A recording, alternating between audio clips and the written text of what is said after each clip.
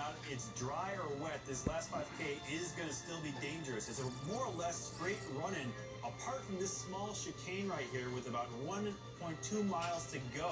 And apart from that, it's all straight all the way down the Promenade Anglais to the finish line. So it still can be a bit dangerous. The roads look, they're still a little bit damp. You have to think about the braking surface out there. But with the yellow jersey on the line, stage one, they're going for the jugular. Yes, that long straight ride, Christian, Promenade des Anglais. It used to be called the Chemin des Anglais, which is the path of the English. Then they wanted a road built and they got it so they could sit on the banks of the Mediterranean. It's seen many great finishes of bike races, usually a finish of a stage of Paris-Nice, which is coming down all the way from Paris into Nice. It's called the Race to the Sun.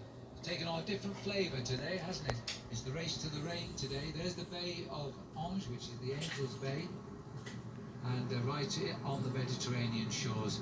This is going to be, it's got to be, Bob, the most pure sprint finish that we're going to have the whole tour. Well, it's a straight run-in, and like Christian mentioned, there is just one little obstacle they have to overcome. It's a little zigzag with just over 2 Ks to go. It's going to be very dangerous. They've seen it, so they've seen it twice already. Let's hope they get through there safely, but just over a mile before the finish, all kinds of wild sprinting and lead-outs are going on. So fingers crossed we see a fair run to the finish line and the fastest man wins.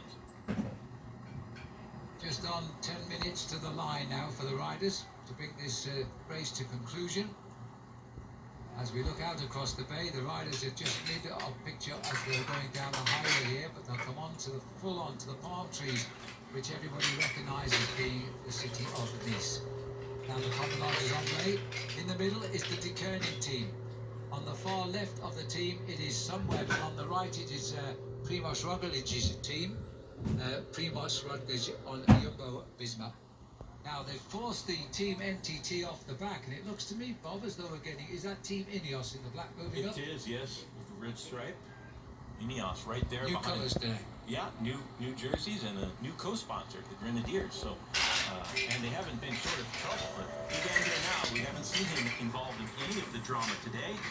You can just see him number 1 on the wheel of his teammates. This is where he needs to stay the rest of the stage, out of danger, and fight again tomorrow, which is a big GC battle. Right, and this is the tactic of Team Ineos. They're not bringing the riders up here to win the day. They're bringing them up here to be safe and away from any crashes. I've seen Sam Bennett in his white jersey with a green band on, right behind his team. So he's back in the right position here. Another nice view of the port. And there he is, Sam Bennett, and Peter Sagan also very close to Sam Bennett.